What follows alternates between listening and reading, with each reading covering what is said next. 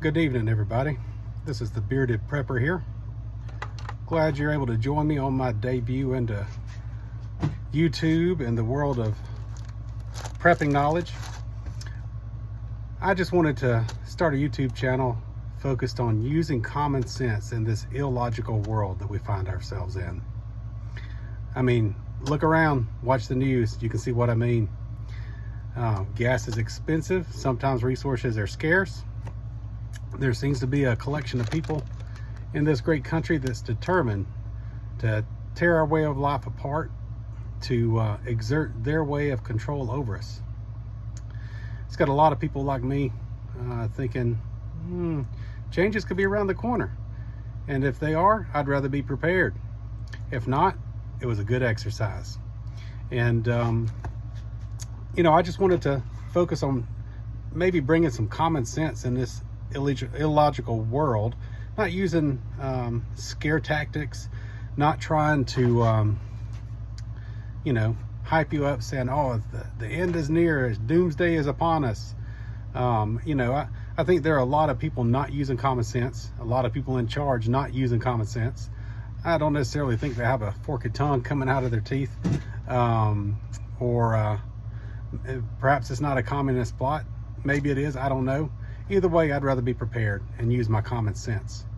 Where I grew up, common sense was very common. We learned to be really self-reliant in a lot of ways. For all you salt of the earth people out there, good old country folks, common sense using patriots, it's up to us to hold the line. I mean, the last time I checked, this was still our country. And until we lay down and let it go, it's still ours. So, let's just start with the basics. What do we need? The basic things. You strip all the comforts away, all the entertainment away from our lives. What do we really need? We need safety. That includes the ability to protect ourselves. If you don't have a way to protect yourself in this crazy world, in this culture that we see, where the respect for human life and decency toward each other is quickly fading, I recommend that you decide, how am I going to protect myself? How am I going to protect what I have if it comes to that? God forbid, I hope it doesn't. I hope none of us ever have to defend ourselves or our rights or our property. But I'm going to tell you something.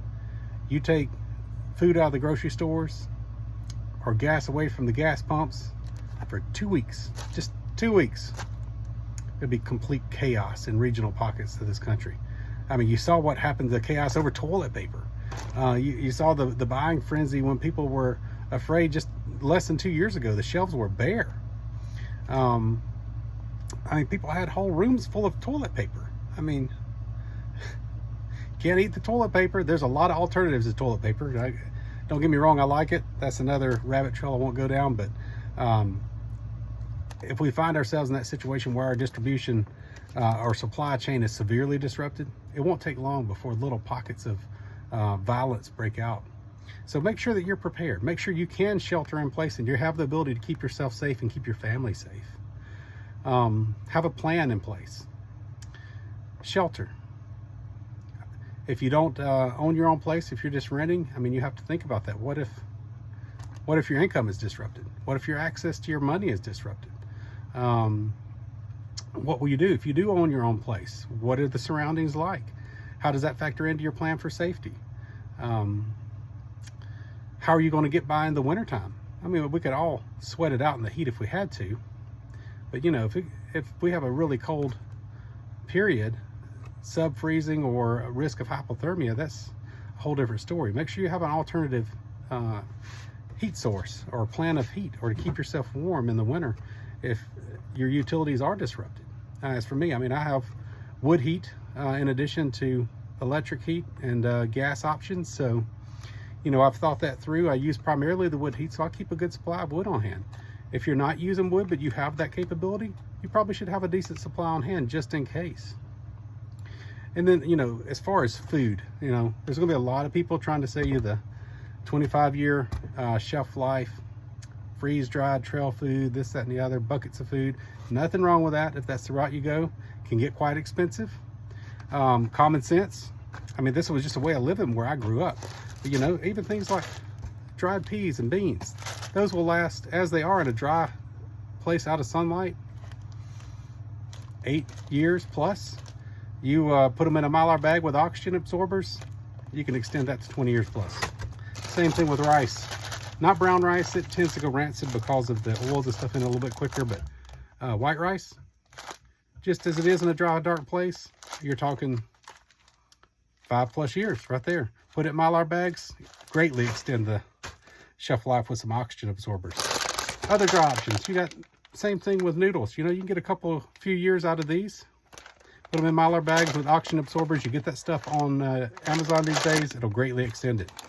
When you're in the grocery store, something to go with it. You know, just some inexpensive tomato sauce if you don't can your own. We do a lot of our own canning, but, you know, for everyone that's not into canning or growing your own food, you can also pick up a few of these. Like this was $1 on sale. So when you find something on sale, that's the time to stock up.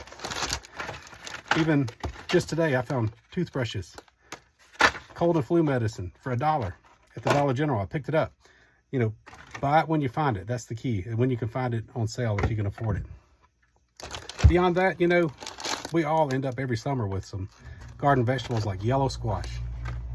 What do you do with yellow squash? When squash starts making, if you're growing it, I mean, you got squash coming out your ears. I dehydrate it. I dehydrate my excess strawberries, tomatoes. I do the same thing with apples. My kids love dried apples. You can reconstitute these things in stews or any kind of water. I mean, you got carrots, dehydrated carrots, not freeze dried. This is just a dehydrator. You can use the sun and build your own dehydrator. And, you know, in a freezer, I dehydrate and put them in my deep freeze. You're looking at 8+ years. Put them in Mylar bags with oxygen absorbers, which you can get on Amazon pretty inexpensively these days. Greatly extends the shelf life.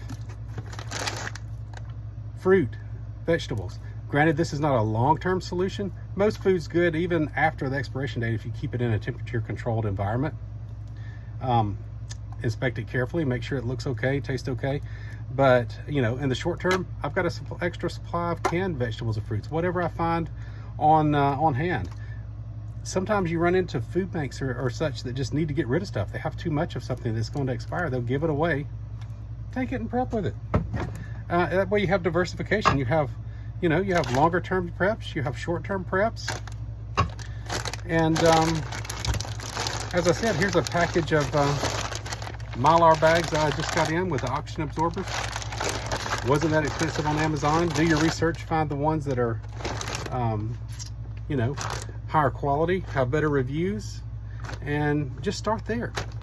You can have a food plan without breaking the bank and spending hundreds of thousands of dollars on 25-year shelf life freeze-dried food. Just use your common sense, things that work. Understand how to prep these foods. I mean, gain the knowledge while you can before you need it.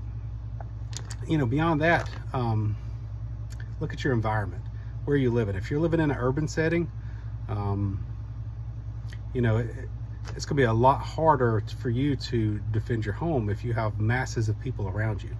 If you find yourself being the only person in your area that's thinking along the lines of, oh my gosh, what if something happens? What am I going to do? I need to be prepared. I need to have a plan. If you're the only person in your area that seems to be concerned or even concerned with having a plan in place, you might want to think about where you're living. Maybe you can relocate. If not, seek out like-minded people in your area. Bounce ideas off of each other. Be prepared.